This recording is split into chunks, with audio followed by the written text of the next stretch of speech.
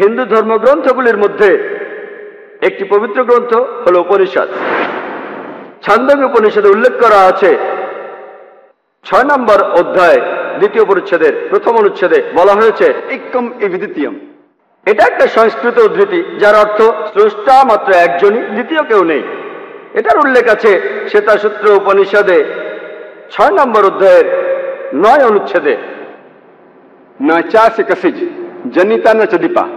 তার কোনো প্রভু নেই, তার কোনো মালিক নেই, সর্বশক্তিমান স্রষ্টার কোনো বাবা মা নেই, তার কোনো মা নেই, তার কোনো বাবা নেই, তার চেয়ে বড় কেউ নেই।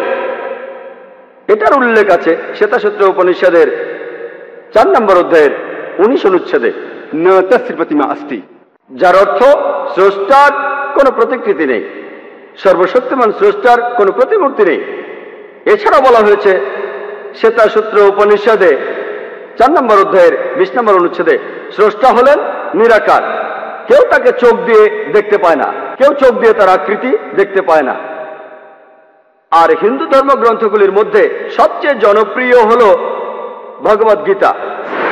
এটার উল্লেখ আছে ভগবদ গীতায় 7 নম্বর অধ্যায়ের 20 নম্বর অনুচ্ছেদে। সেই সব লোক যাদের বিচার বুদ্ধি কেড়ে নিয়েছে জাগতিক আকাঙ্ক্ষা, তারা অপদেবতার উপাসনা করে।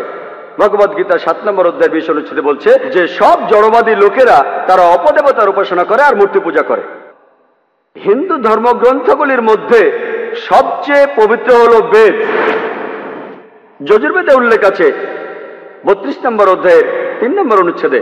ন তস্য প্রতিমা অস্তি। স্রষ্টার কোনো প্রতিমূর্তি নেই, সর্বশক্তিমান ঈশ্বরের কোনো প্রতিমূর্তি নেই।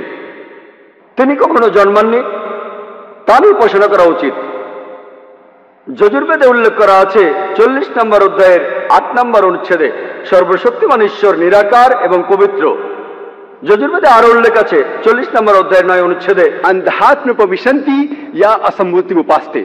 অন্ধাত্মা, যার অর্থ অন্ধকার, প্রবিশান্তি অর্থ প্রবেশ করা, আর আসাম্বতি অর্থ প্রাকৃতিক বস্তু যেমন আগুন, বাতাস, পানি। তাহলে যজুর্বেদে 40 অধ্যায় 9 অনুচ্ছেদ বলছে তারা অন্ধকারে প্রবেশ করে যারা প্রাকৃতিক বস্তুর পূজা করে, যেমন আগুন, পানি, বাতাস ইত্যাদি। এখানে আরো উল্লেখ আছে তারা আরো অন্ধকারে প্রবেশ করে যারা পূজা করে সাম্মতি, অর্থাৎ মানুষের তৈরি বস্তু যেমন টেবিল, চেয়ার, মূর্তি ইত্যাদি। এছাড়াও উল্লেখ আছে অথর্ববেদে 20 নম্বর গ্রন্থ 58 নম্বর অনুচ্ছেদের 3য় পরিচ্ছেদে দেব মহা আসি। সৃষ্টিকর্তা হলেন সুমহান।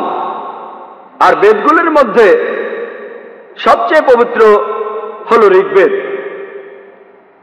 ঋগ্বেদে উল্লেখ করা আছে 1 নম্বর গ্রন্থ 164 নম্বর অনুচ্ছেদের 46 নম্বর পরিচ্ছেদে একম সৎ বিপ্র বহুধা বেদান্তে। সত্য একটাই, স্রষ্টা একজনই। জ্ঞানীরা এক স্রষ্টাকে অনেক নামে ডেকে থাকেন। আর একই কথা যে স্রষ্টা একজনই, জ্ঞানীরা তাকে অনেক নামে ডেকে থাকেন।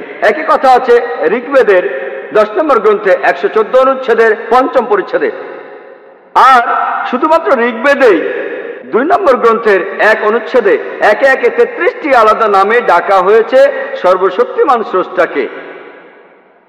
এগুলোর মধ্যে একটি উল্লেখ আছে ঋগ্বেদের 2 নম্বর গ্রন্থ 1 অনুচ্ছেদের 2য় পরিচ্ছেদে। সেটা হলো ব্রহ্মা। ব্রহ্মা শব্দটার অর্থ সৃষ্টিকর্তা। শব্দটার যদি আরবি করেন অর্থ দাঁড়ায় খালিক।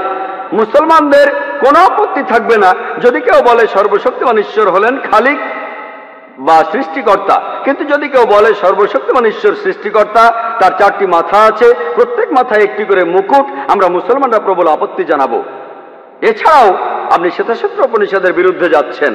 4 নম্বর অধ্যায়ের 19 অনুচ্ছেদে বলা হয়েছে ন তস্য প্রতিমা অস্তি। স্রষ্টার কোনো প্রতিমূর্তি নেই।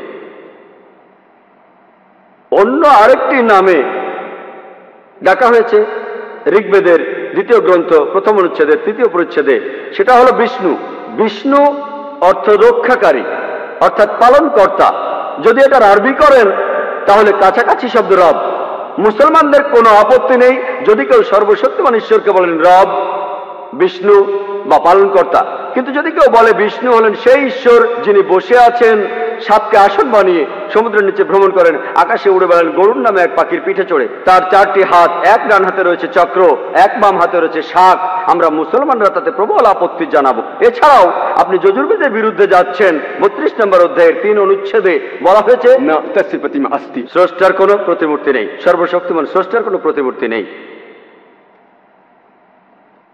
এছাড়া উল্লেখ আছে ঋগ্বেদের 8 নম্বর গ্রন্থ 1ম অনুচ্ছেদের 1ম পরিচ্ছেদে, मां चदनदी संसद, শুধু তার বন্দনা করো, শুধুমাত্র তাকেই উপাসনা করা উচিত। ঋগ্বেদে উল্লেখ আছে 6 নম্বর গ্রন্থ 45 নম্বর অনুচ্ছেদের 16 পরিচ্ছেদে, या एक इतमुष्टि ही, শুধু তার বন্দনা করো, শুধুমাত্র তাকেই উপাসনা করা উচিত। আর ব্রহ্মসূত্র সেখানে কথা বলা হয়েছে एकम ब्राह्म द्यूत नास्ते, नहना नास्ते किंचन। ভগবান একই है, दूसरा नहीं है, नहीं है, नहीं है, जरा भी नहीं है।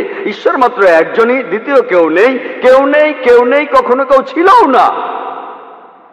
তাহলে আপনারা হিন্দু ধর্মগ্রন্থগুলি পড়লে হিন্দু ধর্মের ঈশ্বরকে বুঝতে পারবেন।